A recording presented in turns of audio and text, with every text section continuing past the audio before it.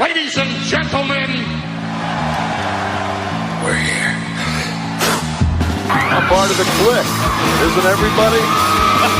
Yes! Yes! Yes! I got an idea, yeah. Beat up John Cena!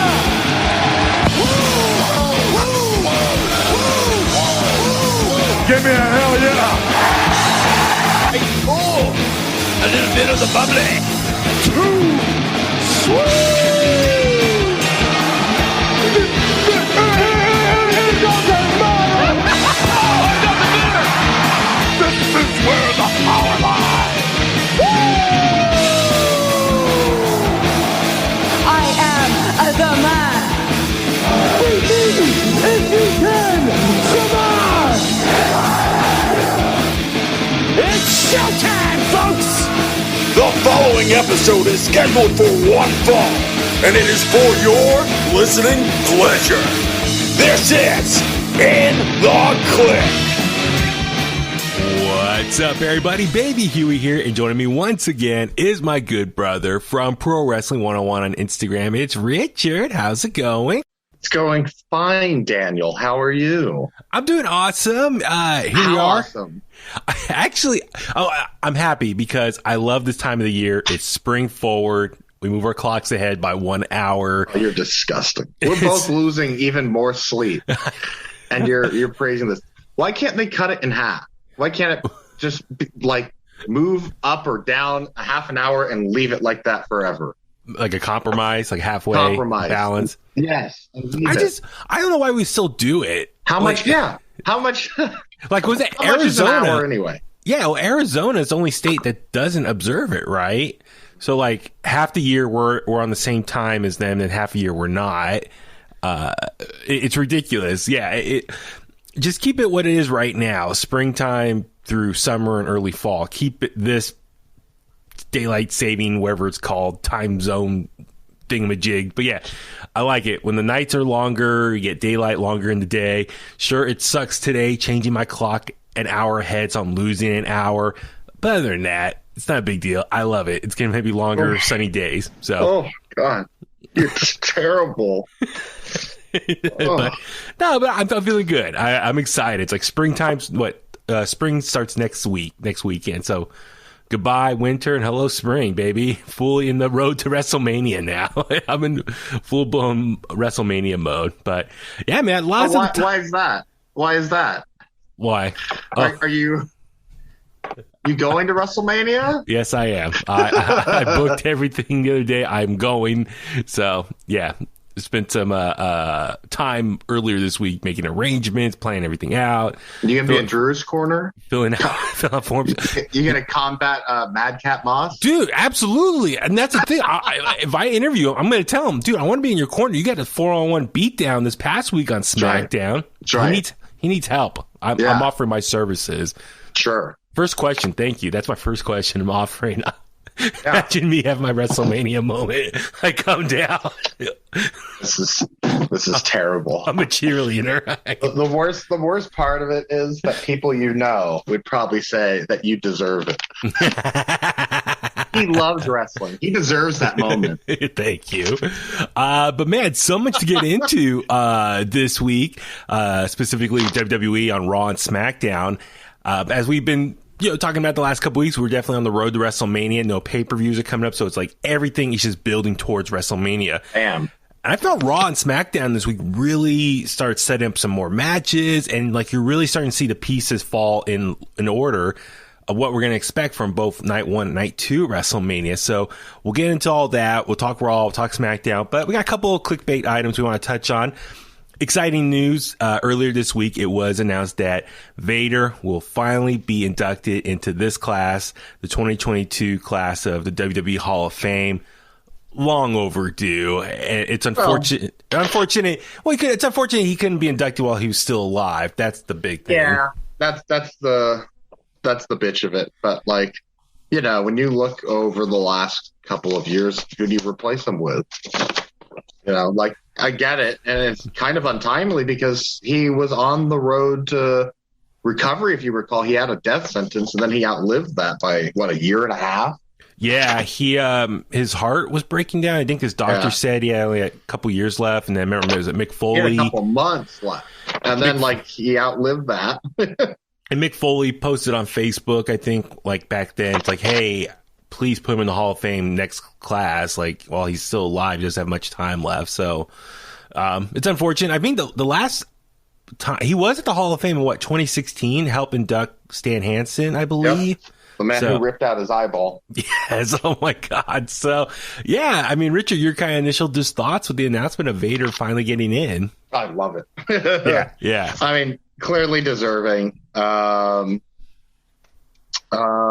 wonder who will induct him, and then I'm guessing his son will accept the award. Yeah. Jesse. And I love the Hall of Fame. I'll be watching. Are you going to that? Yes, I plan to. Yes. There you go. So hopefully get some good coverage out of that. So you can be on the red carpet. Maybe I hope there's no guys dressed like a Rastafarian attacking Bret Hart again. Bring a suit. That was the last Hall of Fame I went to. I saw that. Oh, you were there for that? I was there in New York for that one. I saw that was crazy. I remember watching that. I was like, what the hell's going on? So, but no, I'm with you. Huge fan of Vader. I mean, you think about it, us growing up in the 90s, Vader was, kind of the tail end of his career. But nonetheless, we saw him in his WWF run, WCW, and we know how much of a legend he is. He is one of the top all-time greatest big men in the ring. You look at all the big men today, their styles is reflective of him. He was such an influence. I mean, when I was 10 when he came into WWE. So, to me, I didn't realize until years later that, his WWE run is kind of frowned upon. But, as a kid, it was awesome. Yeah, so absolutely. It's just kind of I don't know.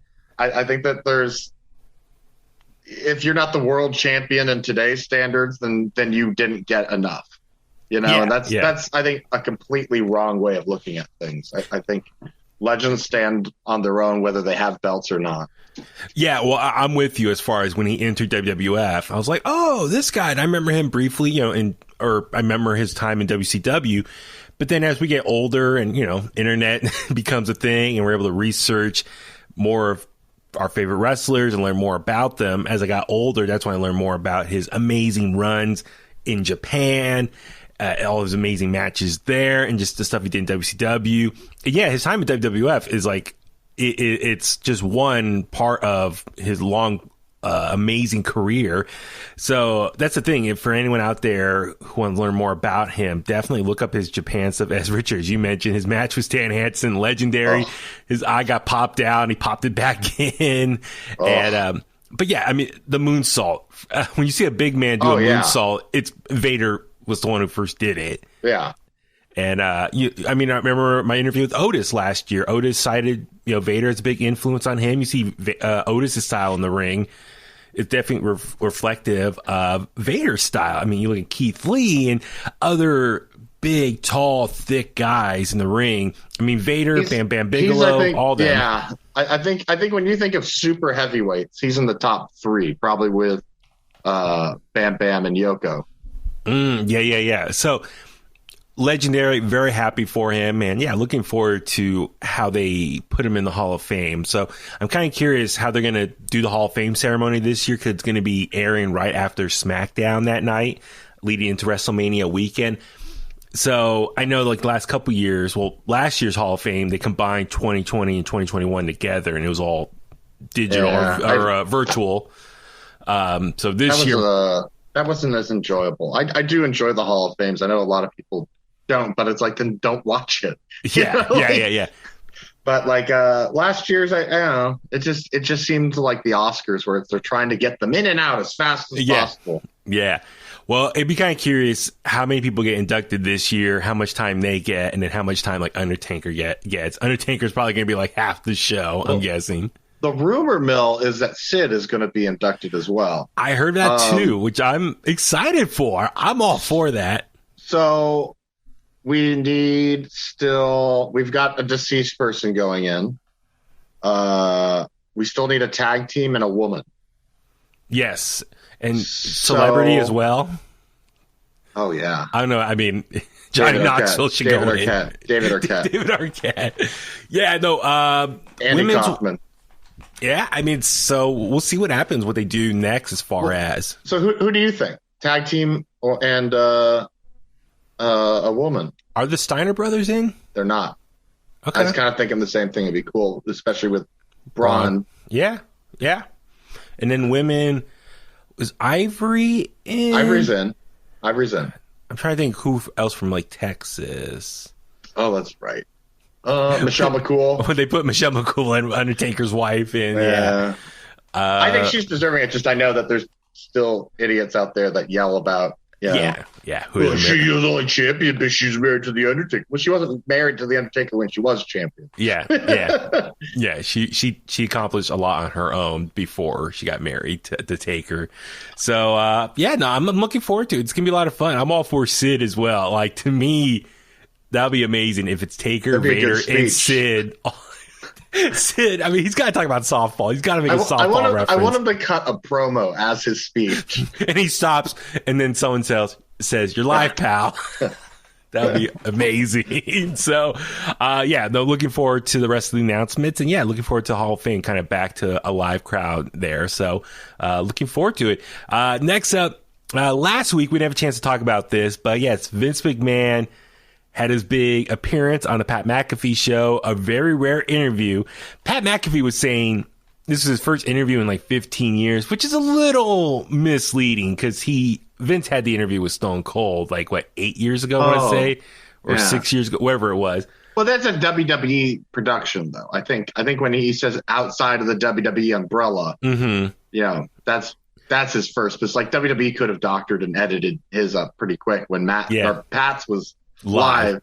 Yeah. And I watched it live. Yeah. I was driving in my car, and I just had it on the dashboard. Yeah, you and I, we were texting that morning, and Tommy and I were actually running some errands, and we were out and about, so I actually put it on my phone as well. I found it on satellite radio, but for whatever reason, the station he's on satellite radio, the audio quality was bad. It sounded like AM radio.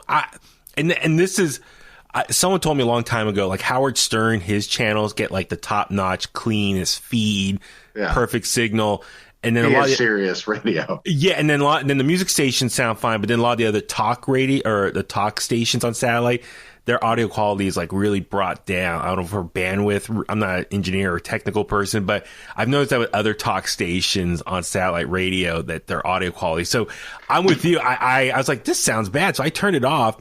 And I turned on the YouTube feed because YouTube sounded much better. Yeah. So I watched the whole thing. He was like, 15, 20 minutes late, which I thought was kind of like a work a little bit, like to add some drama of his arrival. So I had it on probably 45 minutes before Vince came on. And they kept saying that he's running a little bit late. He's just going to walk in and he'll be ready. He's a pro. He knows how to do this. Mm-hmm. And...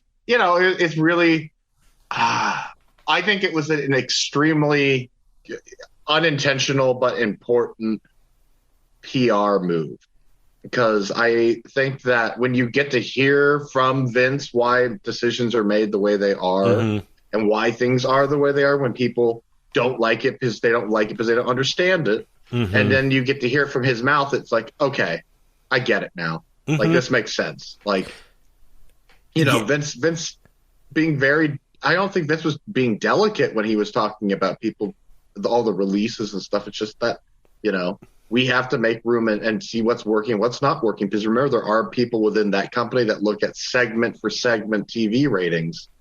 And when things are down and they're consistently down, then this isn't working. We need to change it.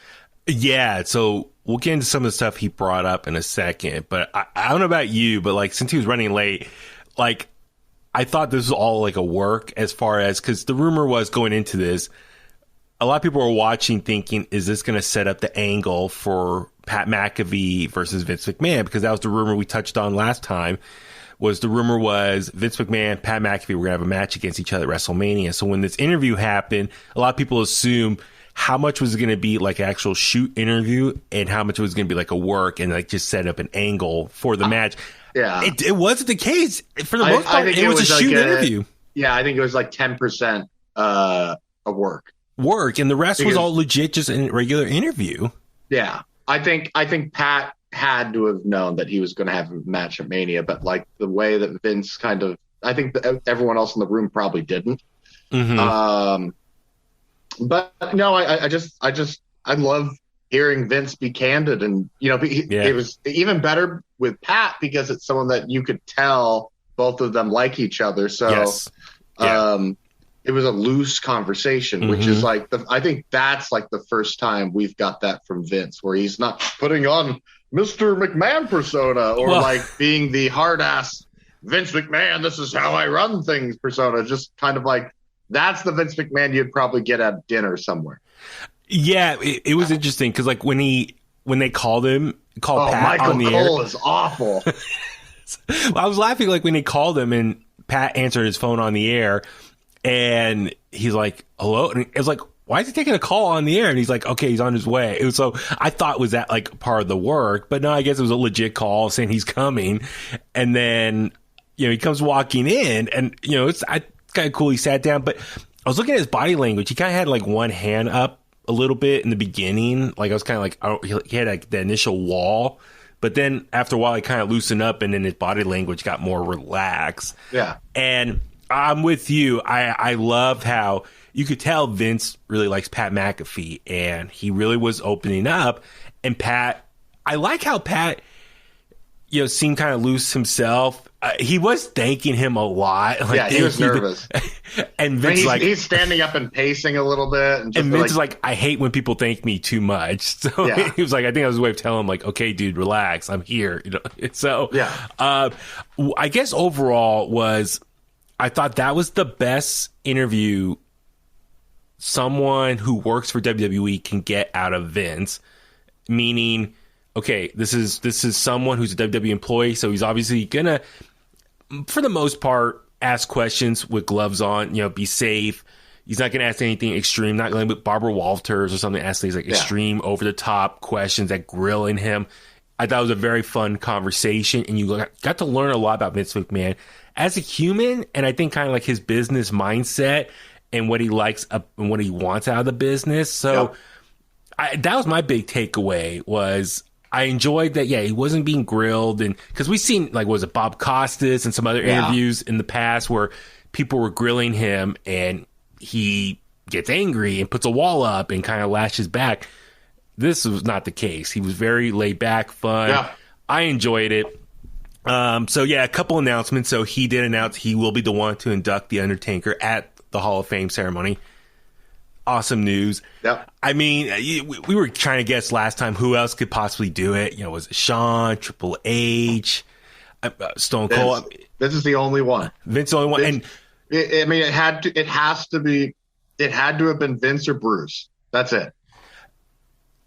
Something you said last week that, to your credit, I've never heard anyone else say. It had to be Vince because Undertaker was his greatest creation as far as a gimmick. Everything that he personally made. Remember he called The Undertaker and says, "Is this The Undertaker?" For the first time. He was like, "What?" Like Mark Calloway's like, "What?" And then so that he personally created, and the longevity, everything. But you look at that too, and you have to say, when you say it, put it on paper, and you're telling a non-wrestling fan what this character is.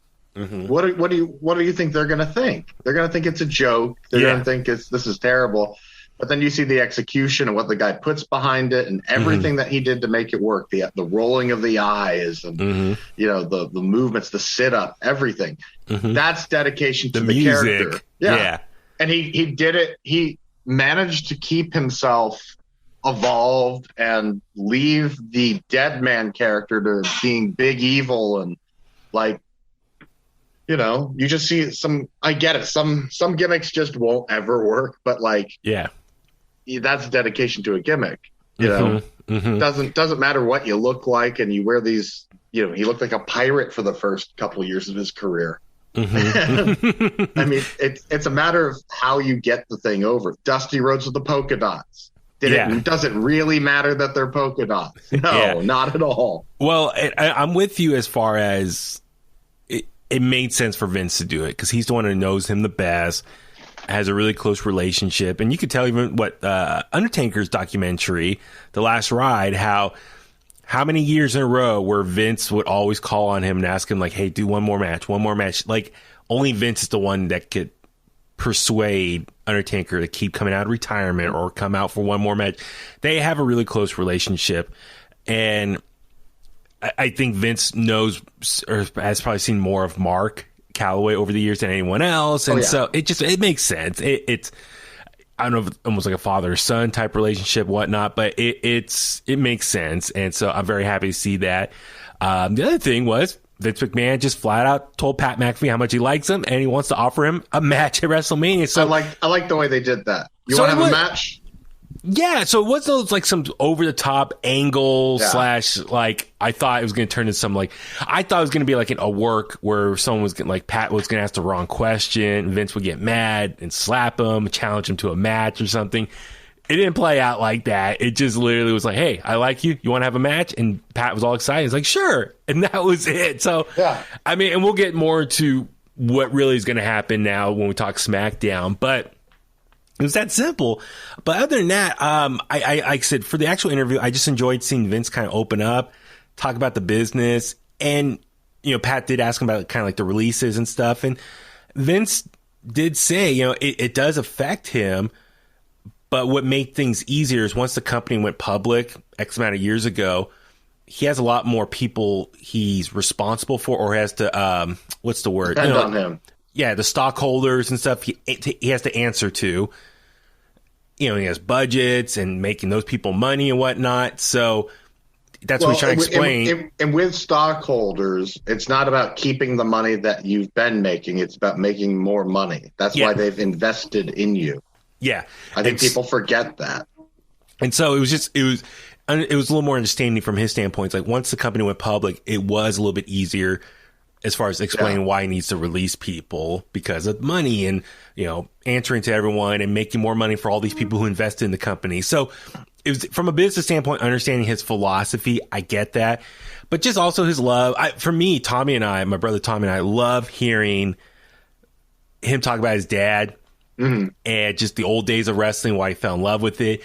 And Tommy and I popped so hard when he mentioned the NWA and just talking about his dad working with the NWA. Like, it's just this 3-letter word that we never hear him say much of. So the fact he acknowledged NWA, it was just cool. I thought that was really cool. Oh, I'm with you there. I wish that there'd be more on Vince's dad because like you can't just Google search or check out videos of him on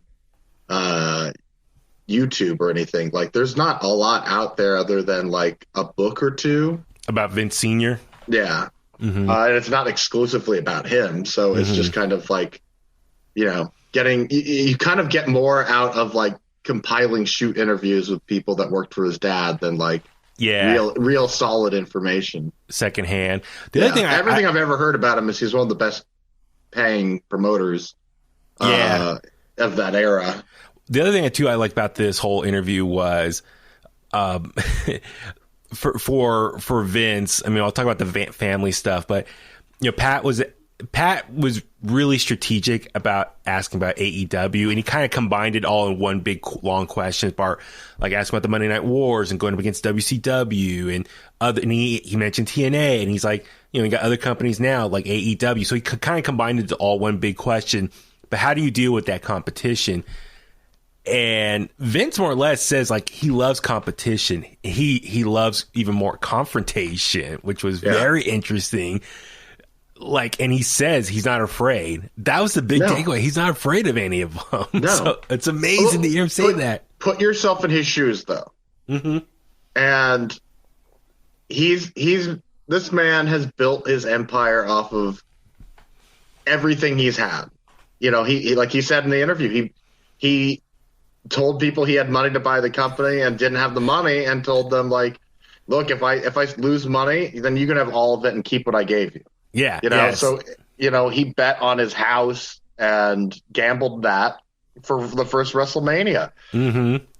Everything he's done, he's always put everything into. So when Vince sees there's this guy who's getting his inheritance money earlier. Like, to Vince, it's like, that's not his money.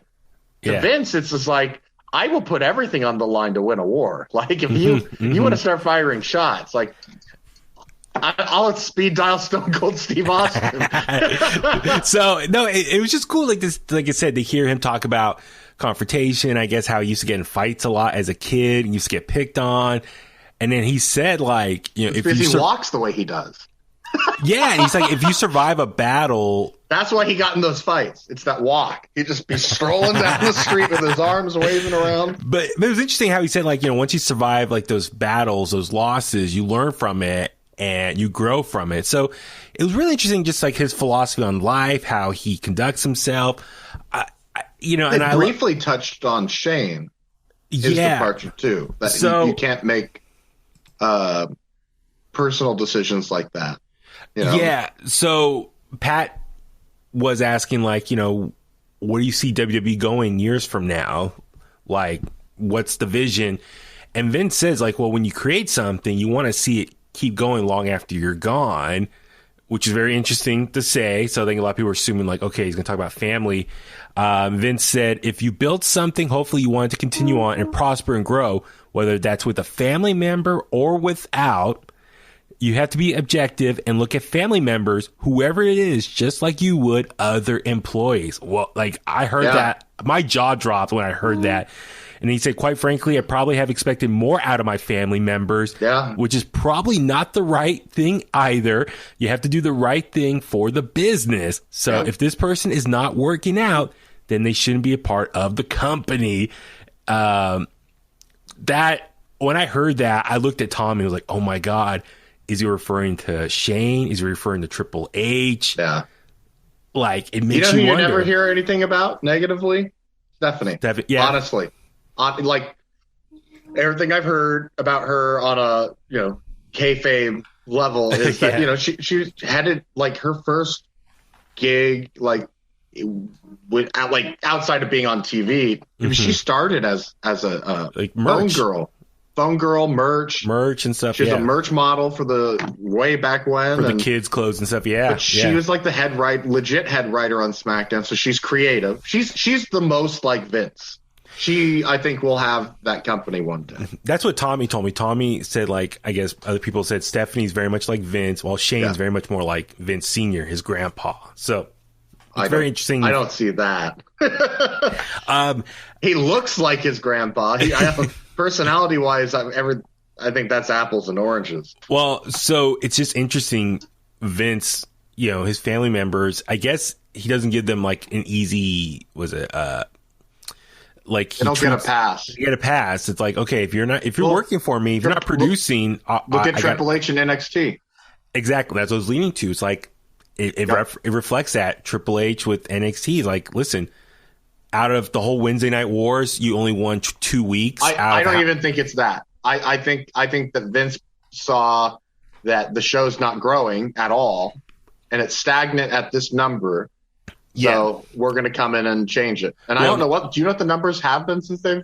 Nah, I haven't really looked. I mean, the ratings thing after a while to me, I'm just like, I watch it. So it's like, I'm always watching. So it doesn't really affect me. But what I'm saying is, it's like, for him also, he's probably like, listen, Triple H, you had your baby project and there's an issue here. The guys you bring up to me doesn't fit my vision. And, you know, that's a whole longer conversation. So he's probably like, need more synchronicity or between everything. So just interesting, just that philosophy is like, he doesn't treat his family members any different than any other employee. So that's like, he's a very strong businessman when it comes to that. I do respect that in many ways. So it'd be interesting to see what happens next. But then he says it doesn't have to be necessarily family that keeps it going. So maybe, you know, those rumors that maybe it does get sold to someone else, a big company, is still very much possible. I don't think it will happen while he's alive, from what it sounds like, though. Yeah. Which to me is a safety net, because we probably got 30 more years of Vince. So yeah, exactly. He's gonna be around forever. Yeah. So, but no, overall, like I said, I just really enjoyed seeing Vince just open up. I kind of wish,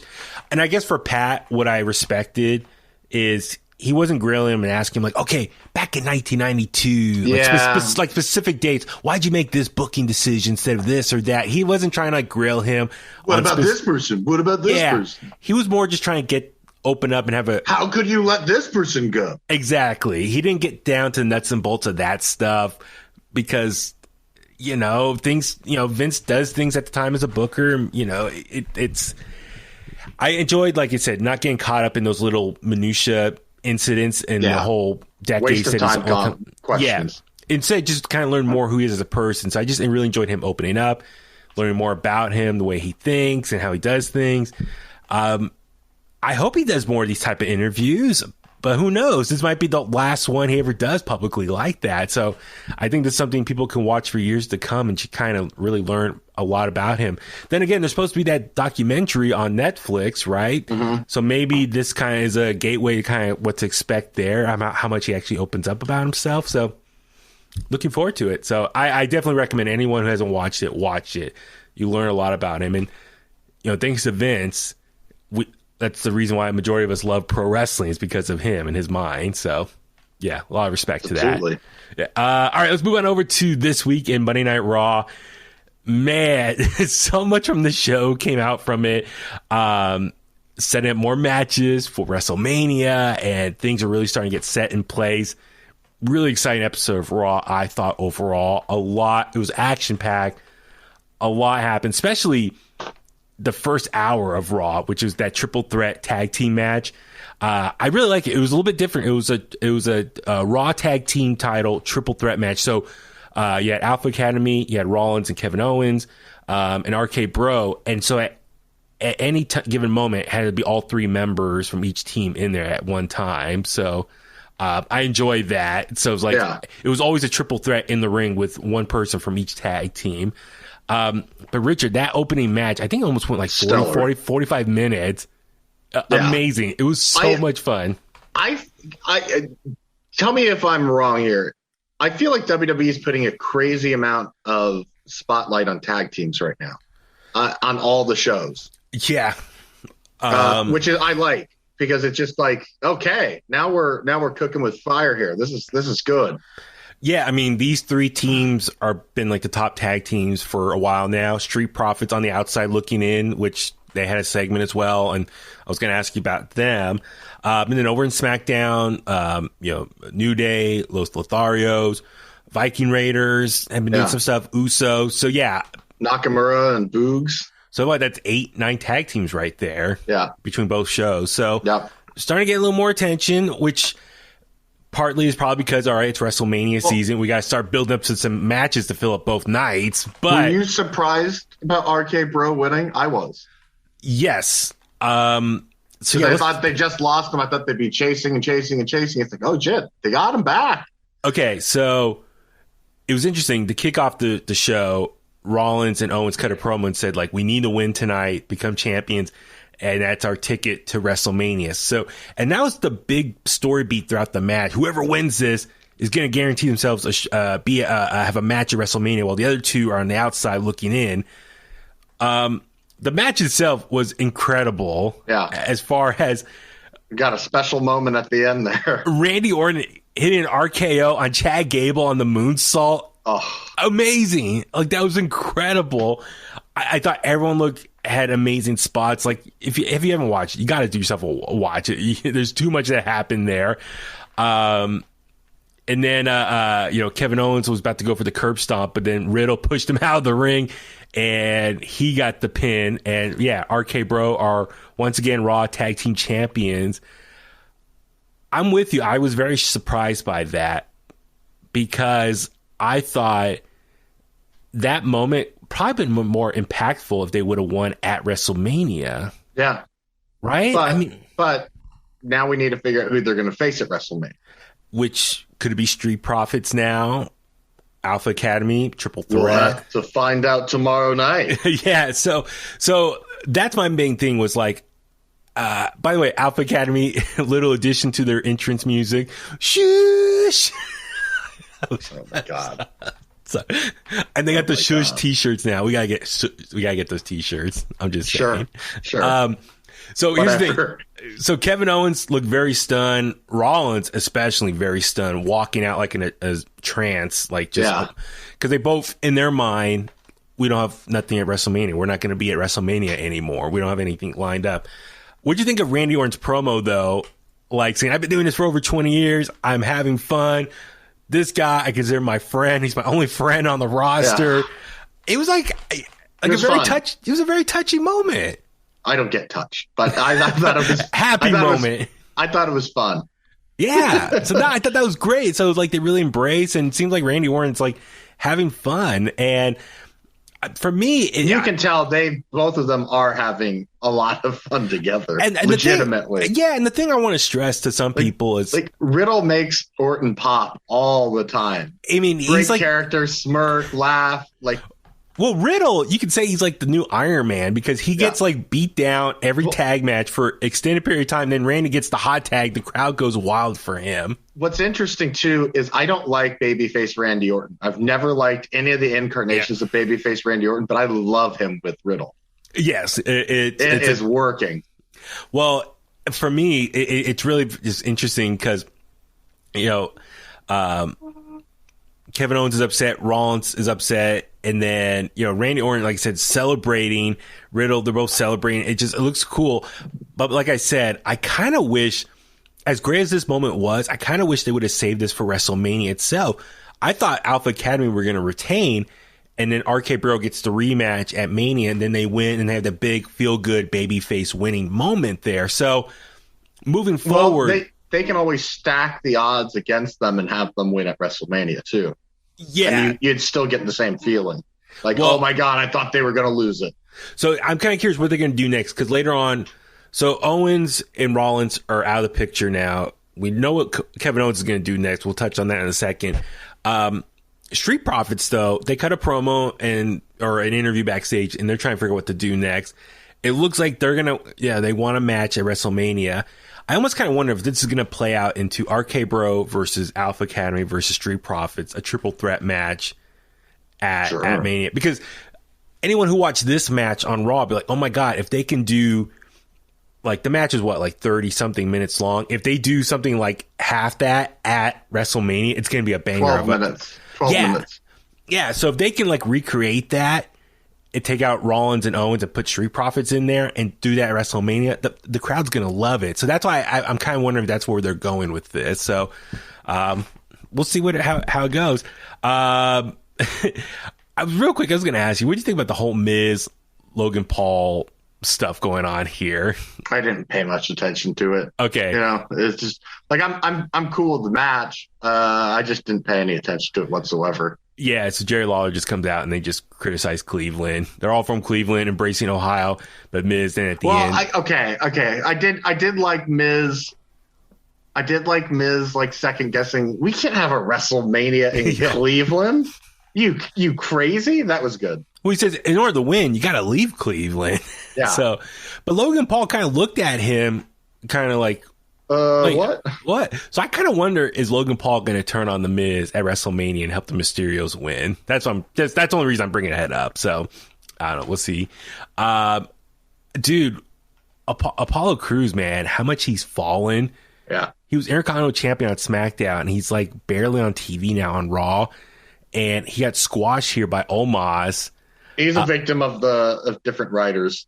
Yeah, and just a heavily booked show as well. But that happens every time they swap people for the drafts. Like there's people on SmackDown that aren't getting used. Yeah. So, but the big thing was at the end was Commander Aziz and Omos staring each other down. Like, that's probably going to be a match at WrestleMania. Two giants going at it. Right? I mean, I would think. Pre-show. I'd say pre-show that. Pre-show. But yeah, it's like Vince probably like, oh my God, get these two giants going at it. That's what I think is leading here. I don't know. I'll be kind of excited. Let's see. We saw Braun Breaker make his debut on Raw, teaming up with Ciampa, taking on the Dirty Dogs. Dude, I don't think people knew who the hell he was. True, that's true. But he looked amazing. Like, his athleticism, like, I'm sure Vince probably saw him and be like, oh my God, like, I think he's going to be on Raw quicker than you think now. I do too. And he was, or has been on the WWE house show runs this weekend. Yeah, yep. So The fact that he lost the title this week as well, I think he is going to be there sooner. I think Ciampa probably will be as well. Yeah, so a couple things. One, Bron, I think it was amazing on that big stage like Raw. People saw his athleticism, how just a freak of nature he is. Also, he's in the match with Ciampa, Ziggler, Roode, 3 guys who are veterans who help kind of carry the match. You could tell them and the ref kind of like help calling stuff for him and be in the right place and just let him do his big spots. For me though, for Bron, he has the athleticism and he has the personality. Now it's just more, I think they need to fine tune him, how he does his storytelling in the ring. I think it's going to take time with just more reps and stuff. But with that being said, like, I'm sure Vince is like going to want him sooner rather than later. Actually, something I want to ask you in regards to Bruce Pritchard. So, Bron here, he's Rick Steiner's son. Do you remember that story Bruce Pritchard told on Something to Wrestle, how it was in the 90s? He wanted Scott Steiner to win the Royal Rumble. Yeah. And he was kind of like an unknown at the time, and he wanted to bring him in. He's unknown to their audience, yeah. So he wanted to tell the story of how anyone can come to the Royal Rumble and win. Yeah. It didn't work out. It didn't happen at the time. It didn't end up working out. Do you think he can get a make good and have Braun Breaker win the Royal Rumble? They don't do make goods, Danny. No. Like, hypothetically. No. I will never concede to you and your make good theories. I'm just thinking, let history repeat itself or Bruce. Besides, he can't be an unknown if he's already been an NXT World Heavyweight Champion. But as far as, maybe he could be the one to beat Roman Reigns. Maybe No. That's what I'm thinking. No. That's what I'm thinking. Braun Breaker, man. He could be the one to beat Roman Reigns at some point. I think that might be where we're going. No. But I was going to say... He lost to Ciampa in his first title match. Wow. He was a rookie still. He was very green. He's still a rookie, and he's still green, as we saw on NXT when he missed or untimed a spear spot. Yeah, dude. Realized it mid-jump. He hit the mat. He was pissed. He was like, damn it. Yeah. That's the guy you think that should beat Roman Reigns. So what you think, though, him losing Tyler Ziggler, you think he's going to get it back in 3 weeks at Stand and Deliver? I think Ciampa is. Is that a 3-way or 1-on-1? It's 1-on-1. As of right now. 1-on-1. Okay. Yeah, probably. I could see him regaining it. Yeah. And then Walter beating him for it. Maybe, depending on how long they want Gunther there. Yeah, exactly. So. Next up, we saw Edge, come out all dark suit. Yeah, I didn't lights care were for out, this. purple. He just more or less was just saying he liked beating up AJ Styles and he's really embracing the dark side. You haven't seen this dark side of me. I didn't like this. Really? Why is that? I just it was flat to me. It was really. Of all the promos Edge has done since he's been back, this was the weakest. All the other ones have been really Jesus, these are all Well, I was just kind of confused. Where is this dark side? He's been successful as a babyface. So, why is the dark side all of a sudden more appealing? He's been successful to what he's been doing. He's just stating that he's the heel coming into the match, and this is their way of making AJ the babyface. Yeah, exactly. I know. I agree with you there, but it's just funny because 2 weeks ago he cut the promo he wants a match at WrestleMania. He takes it very seriously, and then so he's challenging, open challenge for a match, and then last week he wants someone to come out. AJ accepts the challenge, kicks him in the balls, give him a couple concertos, and now all of a sudden he's a heel. It was such a sudden heel turn without much explanation or reasoning behind it. That's why I was just kind of shocked. And then this promo, I guess, was his way of explaining why he went to the dark side, because he wants the best out of AJ. And by doing so, he had to go dark to get him there. I don't know. I was kind of it just seems kind of rushed. It is. The motivation behind it doesn't seem very valid. So, no. I don't know. Okay. Let's see. We saw Rhea Ripley, Liv Morgan defeat the tag team champions. What do you think of Rhea Ripley and just Liv Morgan as a tag team now? Rhea Ripley.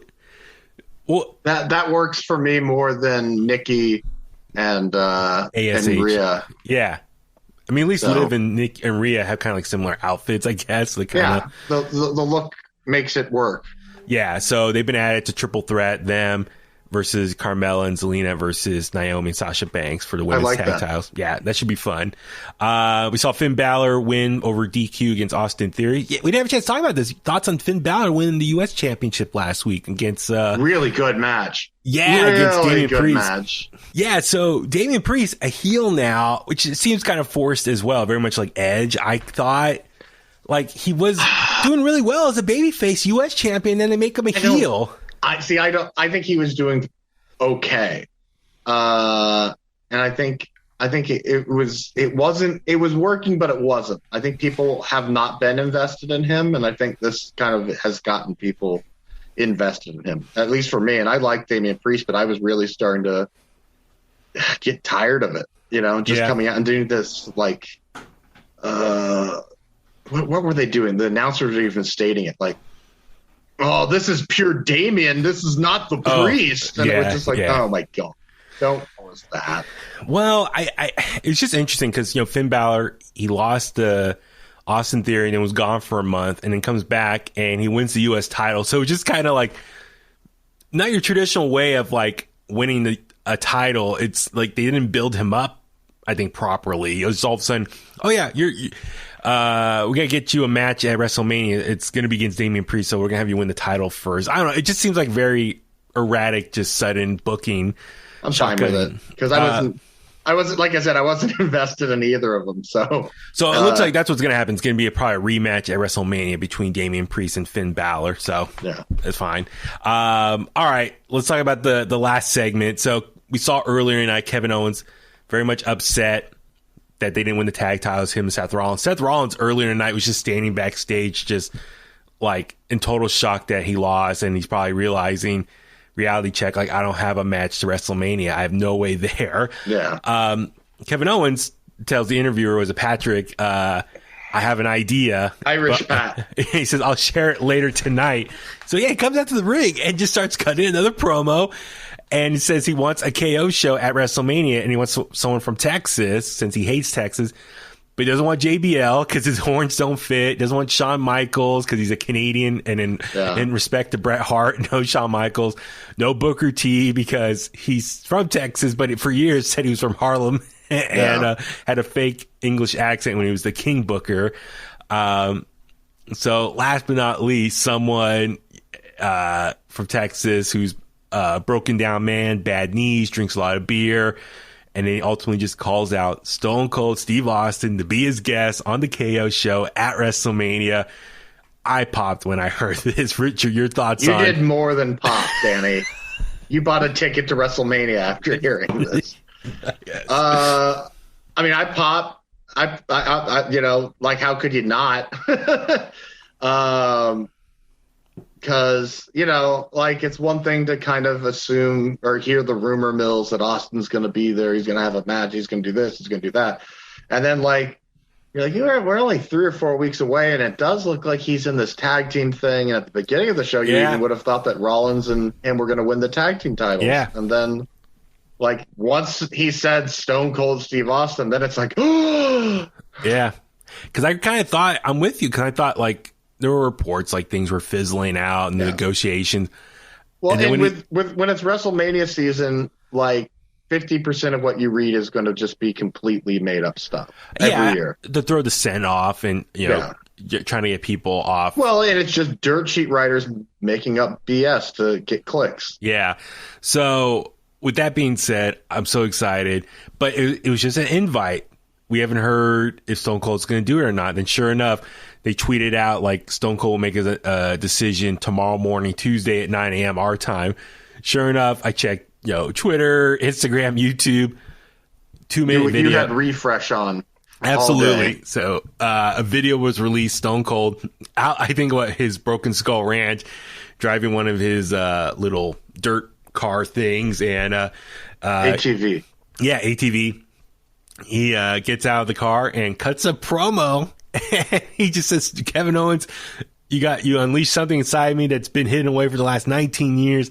Talks about his last match in 2003 against The Rock at WrestleMania 19. Yeah, go watch it if you haven't seen it. It's pretty good promo. Good. And he calls him, you stupid son of a bitch. Yeah. And he's like, but he says, yeah, I want to come to WrestleMania and kick your ass. And he says, whether it's the KO show, a match, a brawl, it's going to be a fight. I'm going to kick your ass. I will be there. So he does accept the invite. Which was interesting, though, too, because there's a lot of speculation about what this is. And Austin's the one that dropped a match. Yeah. You know, he just listed everything. Kevin Owens threw out "Be on My Show." Yeah. So very interesting there. So, I mean, I think their way of covering up, I doubt it's going to be like a traditional match. Yeah. I bet it's going to be a segment. Kevin Owens is going to call him out, and then Stone Cold's probably going to beat the crap out of him, stun him a couple times, have some beer, celebrate with the crowd. Very probably close to similar when The Rock had his quick match with Eric Rowan. I would think this is probably going to be a little bit longer. I think they're going to brawl for a little bit longer than that, because that was like, 6 seconds, that match, Rowan and The Rock. But I'm sure they're going to, make this exciting. Kind of curious, though, how's Austin going to look or dress? He always looks good. Yeah, but is he going to be He's 57 now, and he looks, like he could have a match at any moment. Yeah, I wonder if he can have full ring gear, though. Like, I'm excited. Like, I've been lucky to meet Stone Cold. I've interviewed Stone Cold, but never seen him in the ring. So I'm excited for this. What a sucker. Just to hear the crowd pop, that music play, and see him in the ring, I'm looking forward to that. So, have you ever seen him live in any other capacity? San Jose Comic-Con when we were there. No, I mean like at a show. Oh, a wrestling show? I don't think so. You've never been in the arena with the glass break and all that? No, not even when he was GM or okay. No. Well, I'm trying to think. Tommy would know better. He's good at remembering those specific dates, but not that I know off the top of my head. He probably has the exact time that he walked out. Absolutely, he does. He's a savant at that stuff. But yeah, so I'm excited for it. He accepts it. So see how's it going to play out, and we'll of course talk about it. All right, let's move on over to Friday night SmackDown. SmackDown here, 2 big stories came out of here. One, very dramatic. Or scary situation. Are we talking about? Are you when you say scary situation? You're talking about Johnny Knoxville giving out Sami Zayn's phone number. Actually, have you called that number? No, it's real though. It's real. Yeah, you want to do it right now? Should we do it right now? Yeah, I'm on it. Okay. Do it on air so people can hear. I was gonna say maybe he'll answer. We can get an interview right now. Are we really going to try to do this? Yeah. Okay. Let's see. I mean, he reposted 407. Yeah. Let's see this. 407. What? 574. Sorry.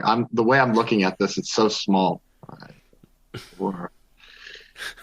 Okay, so just in case anyone doesn't know, 1531. That's 407-574. So what happened was apparently Johnny Knoxville posted on social media that Sami Zayn got his number, was texting him, and he was pissed off. So to retaliate, he posted Sami Zayn's number on social media and put on a plane to fly across L.A. You called it? I'm not getting anything. It's a busy tone? Yeah, let's try it again. Oh my God. So yeah, everyone's been calling Sami Zayn's phone. Oh. That's hilarious. Poor man. Man. No, but what I was referring to, like the serious side of things was Big E story. Unfortunately broke his neck. But also Pete Dunne's debut on SmackDown with the name change. Everyone went crazy over it. So let's go ahead and jump right into it. So we saw the opening segment. We saw Brock Lesnar come out and chase down Paul Heyman out of the arena. Smash through some folks. Yeah, in result to what happened in Madison Square Garden, the house show last Saturday, where Brock Lesnar took on Austin Theory. That was his big surprise opponent. A lot of people were kind of disappointed.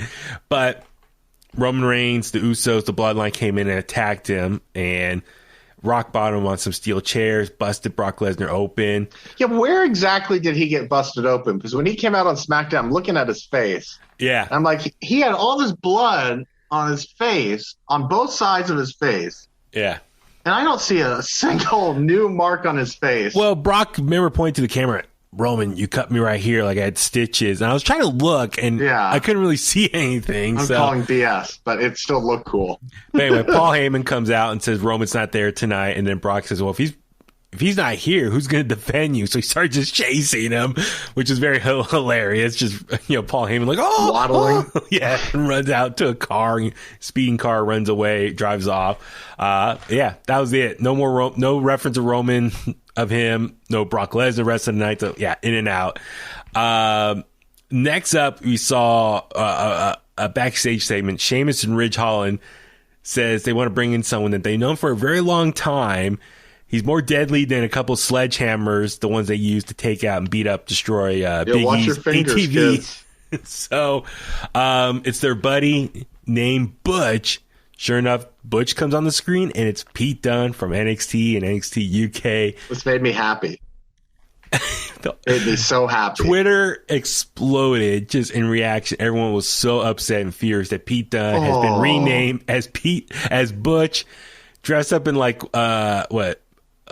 white tank top and like some old school, like he looked like I would call it like in the old 1900s, like dressed up gear. Peaky Blinders. Yeah. So, I don't know. I mean, you and I were talking a little bit off the air. I think we both agree. Like, I was not as shocked with the name change because we've kind of seen that now. Anyone that comes up from NXT gets the name change. But yeah, your thoughts on his name Butch now, not Pete Dunne.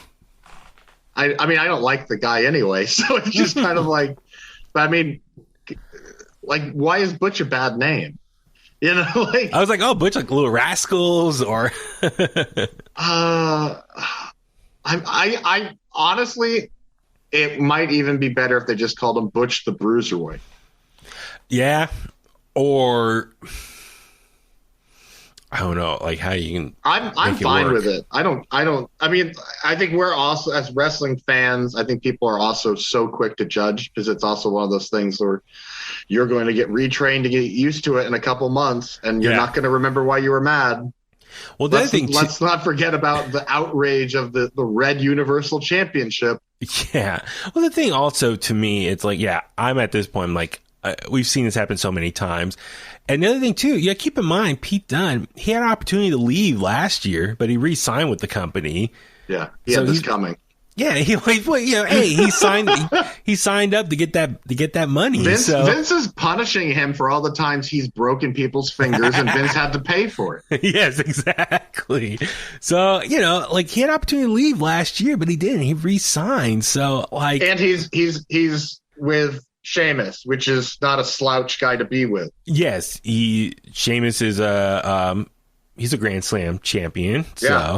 So no, my thing is like, for him, he got his payday. He's getting paid. I think he has a child, so definitely looking out for supporting her. And so I don't blame him for re-signing with WWE. Get those big bucks as long as he's happy. Sure. It's going to be tough, but so the opening match, though. If you're not happy, let's hope he's getting paid a lot of money. Yeah, exactly. You're not paying for his bills, so don't get mad on him. Yeah. So we saw Sheamus and Ridge Holland take on Big E and Kofi Kingston. Good match up until the ending. Unfortunately, on the outside, Ridge Holland was going for a belly-to-belly suplex. Hold on. Because I'm seeing that narrative like crazy. People with like rage towards Ridge Holland. Mm-hmm. I am not a wrestler. You are not a wrestler. Mm-hmm. Most wrestling fans are not wrestlers. Mm-hmm. I'm just playing devil's advocate here, but I don't know if Big E didn't jump hard enough for that. Like, I honestly don't know if it's 100% Ridge's fault. I've rewatched it about 30 times to try to see like what the hell went wrong here. Yeah. Mm-hmm. And I can't figure it out.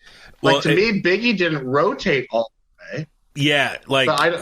I don't know how to execute that maneuver. Yeah. So I don't know whose fault it actually is. But the amount of people that are saying terrible things about Ridge, like, come on. Well, so from what I saw online, the spot was, Ridge Holland went for a belly-to-belly suplex, flipped Big E over, but Big E landed straight on his head, on his neck, has a fractured neck now, broken neck. The camera didn't cut away from him. They went inside and quickly finished the match. cut it out of Hulu either. I was surprised. Yeah, so they quickly finished the match. Sheamus went for the bro kick on Kofi in the corner and quick pin. But you could tell something was up because even Michael Cole was like, hey, we need some help out here.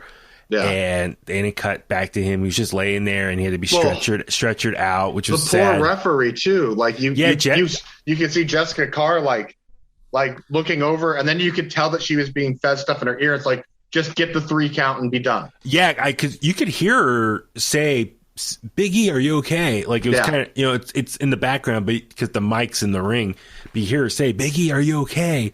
I was like, oh no. And then, so they quickly get the match over. Butch comes in and, starts beating up Kofi, and then Ridge and Sheamus pull him off. I think that was supposed to be a spot where Big E would make the save, but they just pull him off, and then they quickly end the segment. So, he went to the hospital. Big E was quick to go on social media and post a video, said, hey, he had the neck brace on, but he's like, I'm okay. I'm moving my fingers. I can feel everything. So, to his credit, like, he was trying to let everyone know, like, I'm okay. Like, I respect him, like, despite being in pain and in the hospital, he wanted to let everyone know. It's like, it's all right. And he had a second video, and he actually kind of gave some more good news, saying that the C1 and C6 are indeed fractured. Not displacement, though, which is a very good thing. I don't have any damage to my spinal cord, no ligament damage, and no surgery, which I'm very thankful for. Stinger. He got a stinger. So luckily he's built the way he is, because a normal person would probably be dead. So I don't know the time frame of recovery. I've seen online some people say it could be just a few months, which I don't know. Take your time. Medical experts. Take your time. Take as much time as you need. It's unfortunate. It's 3 weeks away from WrestleMania. He won't be there now. Yeah. It sucks because I imagine Xavier Woods was about to come back, so we can have a full New Day reunion. That's not going to happen now. Social media, everyone was pouring love for Big E. Just shows how much he is loved by everyone. Drew McIntyre and a bunch of other WWE superstars, I guess, went to go visit him. Even Rich, and the reports are, Ridge Holland did go to the hospital himself and check in on him. So I'm sure Ridge Holland probably felt terrible for what happened, just a bad day at the office. So Ridge Holland, went to go check on him as well. I'm curious what's going to happen. Will he get some heat for this Ridge Holland I'm talking about? Will he kind of get punched in the ring? He shouldn't. No, and I don't think they don't do that anymore. So we'll see. Yeah, I know. I mean, Sheamus would be the one to do that. So he's kind of that JBL spot now. Yeah. So I feel bad for Big E. Wish him a speedy recovery. And God, it just sucks because he just lost the WWE Championship recently. So he just came off like this really high in his career, and now this is all happening. So. No, I wish Big E, a big recovery. And then after that, it felt like kind of the rest of the show kind of like a weird aura to it because of what happened and like everyone reacting to that. So it's like that segment alone, you got Butch and you got Big E's broken neck. Like everyone was just focusing on that for the rest of the night. So kind of like a shadow over the rest of the show. We saw Drew McIntyre get beat down 4-on-1. Madcap, Happy Corbin, and oh my God, Jinder Mahal and Shanky. Yeah, it's just adding heat for Happy Corbin for his match with Drew. That's all it was. I stand by. I'm so confident that Drew McIntyre is going to be the one to dethrone Roman. I hope so. I'm with you. He has to be. They have kept them so far apart. I'm with you. I hope so. I hope so. I will tell Drew that. I hope so. So, God. Something I want to ask you about, though, is next up we saw Ronda Rousey come out, cut a promo. God, she's not improved on the microphone. Like her levels are so like low and like no energy and no like charisma. She doesn't have to though. She's a star. She's a star outside of WWE. What I'm leading to is like Charlotte Flair is what's the word? I'm blanking now. She's carrying this rivalry here. Charlotte, her mic skills on this segment here was amazing. She's the one that's adding heat to this whole thing. I think people are already sold on the match, and that's why. Like, if they didn't do anything with each other until WrestleMania, people are still hyped for that match because it's a Ronda Rousey pay-per-view match is a sight to be seen, period. Yeah, well, but I'm just saying, Charlotte, to her credit, like, you know, her in-ring. Oh, yeah. I'm with you there. She's carrying this whole rivalry as far as calling her out and saying, like, you know, you beat me up last week when I was in a suit and my heels. If it's a fair fight, you know I'm going to win. And, like, Charlotte, like, her mic, or, you know, her segments here her promos have been so good. Yeah. I've enjoyed it. So I guess the story here is, like, you know, Charlotte keeps calling Ronda a one-trick pony with the arm bar. I hope this turns into a submission match. So I really do, because I do find that interesting. Like, Ronda's citing Kurt Angle as an influence and wants to do the ankle lock now. Yeah, so that'd be kind of interesting to see how that plays out. So anyway, I just want to give flowers to Charlotte Flair for just really carrying this thing. I'm just saying, like, she's making me engage in this match here, what she's been saying. With that being said, though, what do you think about Sasha Banks, though? I feel like she's kind of dropped down in value, because, you know. No, I don't think she has. She's in a position where they're kind of cooling her off for a little bit, and then they'll boost her back up when they need her to be boosted up. I hope she wins Money in the Bank. That's who I think for Sasha. Sure, I see that. So her and Naomi had a match against Natty and Shayna Baszler, beat them, while Zelina finally. I like that as a tag team. Yeah, as a tag team, but finally Zelina Vega and Carmella were on SmackDown. Yeah, I know. Finally. No, I meant I liked Natalya and Baszler as a tag team. That's kind of cool. Yeah. So yeah, Sasha Banks, Naomi wins, have a little face off with Zelina and Carmella. So it's going to add to the triple threat match. I'm looking forward to it. I can see Sasha and Naomi winning at WrestleMania. You know what they should do for those women's titles is only have them defend it against the other show on pay-per-views. So if you are a SmackDown tag team, you can work your way into, like, a spot. You know what I mean? Like, and then, you know, if they lose it at the pay-per-view, then it stays in SmackDown. Yeah. Or it goes to SmackDown. And then, you know, now the Raw women's tag teams can actually do stuff that matter and you care, because they could win a title shot come Backlash. You know? Yeah.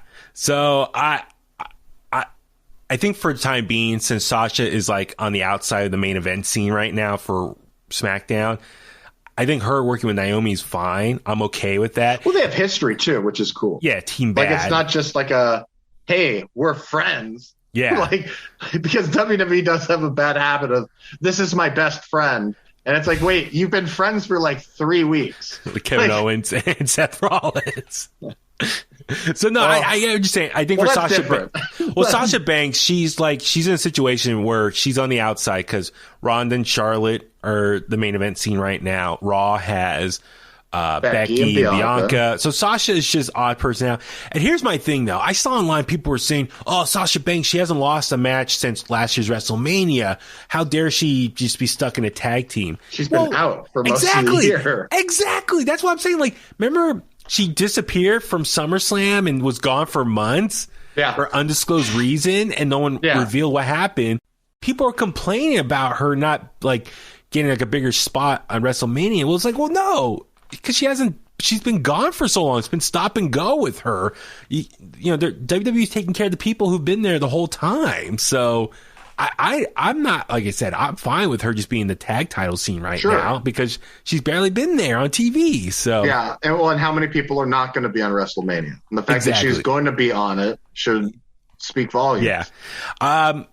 Next up, we saw the Usos, you know, talking about who their tag team opponent is. And yeah, it's going to be Rick Boogs and Shinsuke Nakamura after Rick Boogs faked the leg injury and had a match against Jey Uso. And if they win, they get the title shot. I don't know. Like, I kind of was hoping someone else would get a title opportunity. Like the Viking Raiders? Yeah. I don't know. Shinsuke, It might get added. I don't know. It just seems like, you know, just so thrown together. Like, that's my main thing. It was like, well, they're over though too. That's the thing. Like, Pat McAfee sells them much. Yeah. And you want that at a WrestleMania, don't you? Pat standing on the table. And that music playing. Yeah. Rick Boogs. So do you take that with people freaking out over, Viking Raiders? Viking Raiders, it's unfortunate, but like the Viking Raiders have not gotten themselves super over. Yeah, so Rick Boots, Shinsuke Nakamura, that crowd's going to love them. They're going to pop so hard. And then we saw Pat McAfee get in a fight with Austin Theory, second week in a row. Austin Theory. Oh, so going back to the Pat McAfee interview with Vince McMahon, we thought, okay, who's going to be his opponent? Austin Theory comes out on SmackDown last week and says, I'm going to be your opponent since I'm Vince McMahon's protege. Yeah. Slaps him this week, slaps him again. They turn into a brawl. And then Pat McAfee gets kicked out of the arena. Yeah. I'm like, what? He got hit. Like, I just didn't know why he got get ejected when people fight all the time on that show.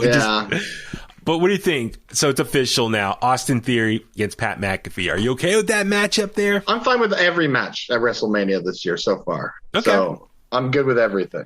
Then we saw Sami Zayn against Ricochet, a rematch for the IC title. Good match. Sami Zayn dropped the title last week to Ricochet. So Ricochet, congrats.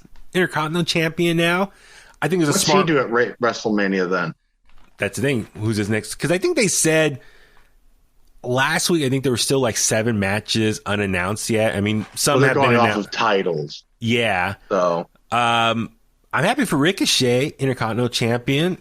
Good for him. Get some momentum going.